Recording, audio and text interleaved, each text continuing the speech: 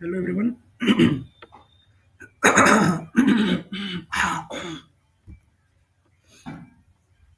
Hello everyone. आज हम ये क्वेश्चन सॉल्व करेंगे, left view of binary tree. तो इसमें मान लो ये ट्री गिवन है हमें 1 2 3 4 5।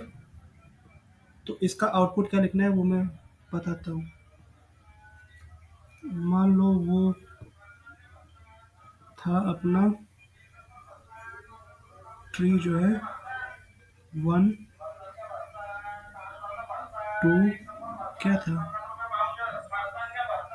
1 2 4 5 और इधर 3 4 5 और इधर है 3। तो left view of binary tree का मतलब क्या है कि हम इस बाइनरी ट्री को हम यहाँ से लेफ्ट से व्यू कर रहे हैं। मान लो हम यहाँ से देख रहे हैं। सॉरी, मैंने आंखें उल्टा बना दिया। हम यहाँ से देख रहे हैं, ठीक। तो जब हम इस ट्री को यहाँ से देखेंगे तो क्या क्या नोड दिखेगा? ये 3 और 5 दिखेगा? नहीं दिखेगा ना, क्योंकि हम तो इधर से देख रहे हैं। तो इधर से देखेंगे जब इस ट्री को तो क्या दिखेगा? जो इस साइड जो नोड होंगे केवल वही दिखेगा ना, जो इस साइड लेफ्ट में जो नोड होंगी।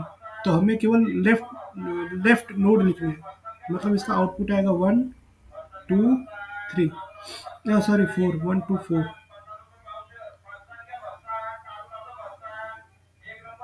1 2 4। तो इसका आएगा आउटपुट 1 2 4 लेफ्ट व्यू। अगर मान लो इसके आगे यहाँ पे एक रहता है 6 यहाँ पे, तो फिर हम जब ये लेफ्ट व्यू से देखते तो यहाँ पे कोई एलिमेंट नहीं है, तो ये 6 भी आ जाता।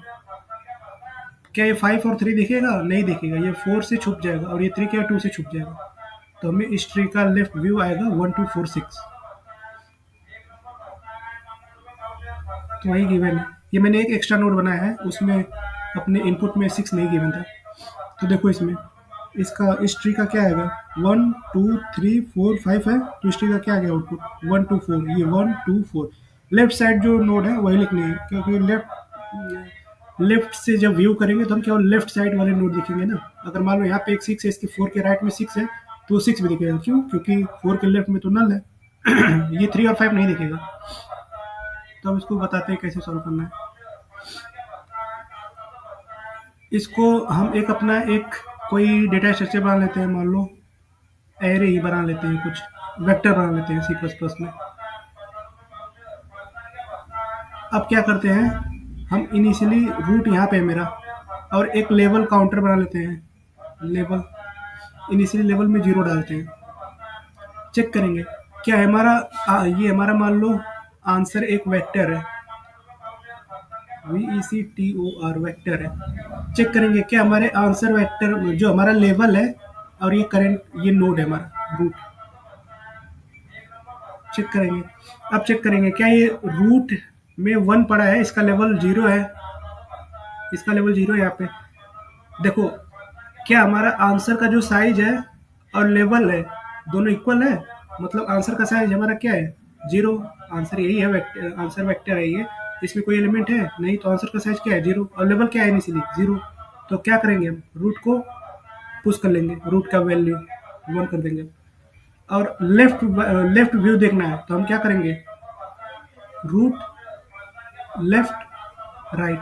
हमारा ट्रेवर्सल ये रहेगा, रूट को ट्रेवर्स करेंगे, फिर राइट लेफ्ट को ट्रेवर्स करेंगे, फिर राइट को। राइट से कोई मतलब नहीं है, पर हमें रिकर्सिवली कॉल करना पड़ेगा ना। जिस केस में लेफ्ट अगर है ही नहीं, जैसे इस केस में यहाँ पे लेफ्ट नहीं है, तो उस केस में राइट आएगा, तो रिकर्सिवली कॉल करना पड़ेगा। तो ट्रेवर्सल हमारा ये रहेगा रूट लेफ्ट राइट। तो रूट पे मैंने देखा लेवल 0 है, आंसर का साइज 0 था, दोनों सेम हो गई। मतलब क्या चेक करना है, ये हमें कंडीशन चेक करना है। इफ लेवल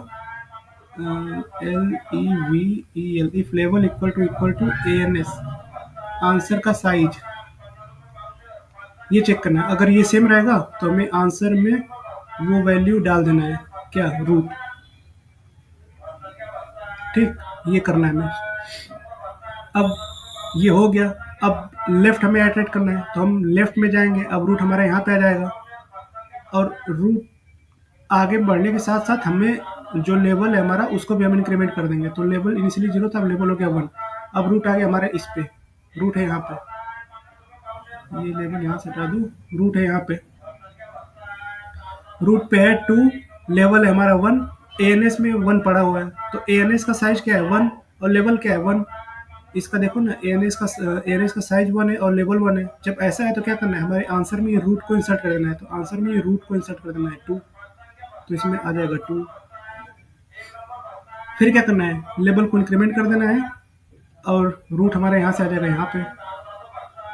अब क्या है, अब लेवल का साइज क्या है, लेवल क्या है 2 है और आंसर का साइज क्या है, आंसर में 2 एलिमेंट है 2, तो लेवल का साइज भी 2 है और आंसर भी 2 है और लेवल भी 2 है।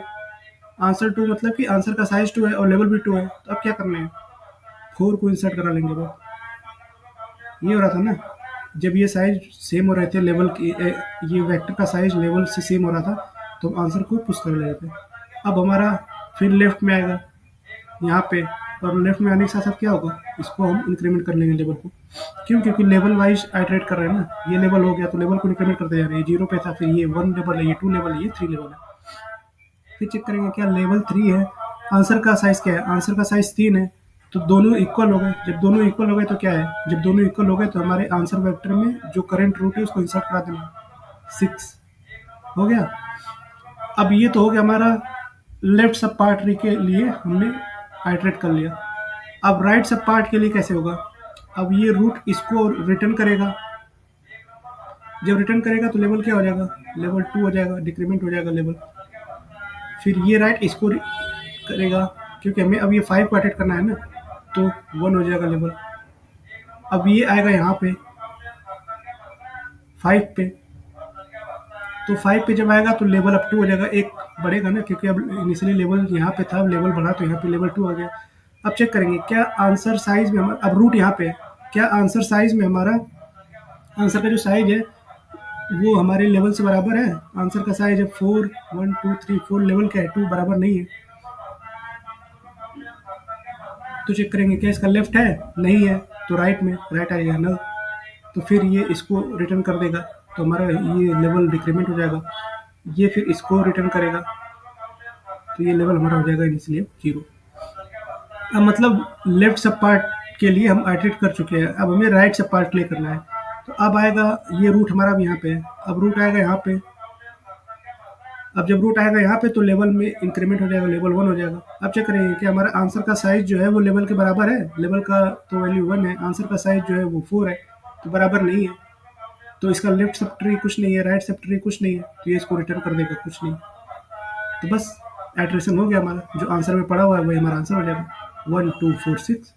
देखो यहाँ पे 1 2 4 6, यही हमारा आंसर है। टाइम कॉम्प्लेक्सिटी इसका क्या होगा, टाइम कॉम्प्लेक्सिटी इसका ऑर्डर ऑफ एन हो जाएगा। क्यों, क्योंकि हम इसमें ट्रेवर्सल कर रहे हैं, लीनियर ट्रेवर्सल कर रहे हैं। और स्पेस कॉम्प्लेक्सिटी क्या होगा इसका, ऑर्डर ऑफ एन हो जाएगा। क्यों, क्योंकि हम एक आंसर वेक्टर बनाए हुए हैं, और वर्स्ट केस में हो सकता है कि तुम्हें एक स्क्यू ट्री मिल जाए। स्क्यू ट्री मतलब कि उसका खाली लेफ्ट ही गिवन हो, राइट गिवन ना हो।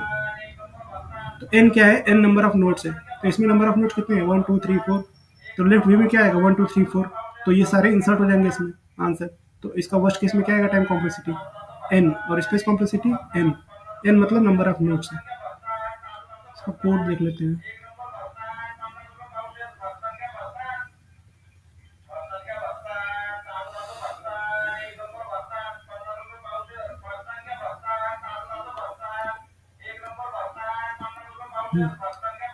तो ये हमारा फंक्शन है, ये वेक्टर फंक्शन है हमारा। ये लेफ्ट व्यू, इसमें क्या है, नोड पास किए हैं रूट, फिर हमने एक वेक्टर बना लिया आंसर, हमें आंसर स्टोर करने के लिए, और वही रिटर्न भी कर देंगे हम। चेक किया मैंने पहले, क्या रूट नल तो नहीं है, मतलब ट्री एग्जिस्ट कर रहा है ना। अगर नल रहेगा तो रिटर्न कर देंगे आंसर, मतलब ट्री तो है ही नहीं, तो आंसर खाली है तो आंसर को रिटर्न कर देंगे। नहीं तो अगर नल नहीं है, उसमें कुछ वैल्यू है, तो हमने एक हेल्पर फंक्शन बनाया है। हेल्पर फंक्शन क्या करेगा, वो आइटरेशन करेगा केवल। इसमें हेल्पर फंक्शन में मैंने रूट पास कर दिया और एक 0 पास कर दिया और एक आंसर वेक्टर पास कर दिया। ये 0 क्या है, ये 0 लेवल है। ये देखो यहाँ पे मैंने 0 लेवल लिया है, क्योंकि इनिशियली लेवल तो 0 ही होगा ना, तो वही, और आंसर को पास कर दिया और रूट को पास कर दिया। यहाँ भी मैंने चेक कर लिया क्या रूट नल तो नहीं है ना, अगर नल होगा तो रिटर्न कर दो, वहीं से बाहर आ जाओ। फिर उसके बाद ये क्या आंसर का साइज जो है हमारे लेवल के बराबर है, मैंने बताया ना, आंसर का साइज लेवल के बराबर जब जब होगा तो आंसर में पुश कर देंगे क्या चीज़, रूट का डेटा, जो रूट है उसका डेटा आंसर में पुश कर देंगे। नहीं तो फिर लेफ्ट लेफ्ट ट्री के लिए आइटरेट करेंगे। लेफ्ट में क्या करेंगे, फिर वही हेल्पर फंक्शन कॉल करेंगे, रूट का लेफ्ट कर देंगे, लेवल को इंक्रीमेंट कर देंगे और आंसर सेम पास कर देंगे। फिर जब लेफ्ट सब ट्री हो जाएगा कवर, तो राइट सब ट्री के लिए भी वही लेवल बढ़ाते जाएंगे। और जब इसमें लेवल हम डिक्रीमेंट कोड में नहीं कर रहे हैं, क्यों, क्योंकि वो जब मतलब वो अपने आप ही जब स्टैक से रिटर्न होता जाएगा तो वो लेवल को अपने आप माइनस करता जाएगा। ठीक है, तो ये हो जाएगा हमारा कोड और ये हो गया एक्सप्लेनेशन। Thank you.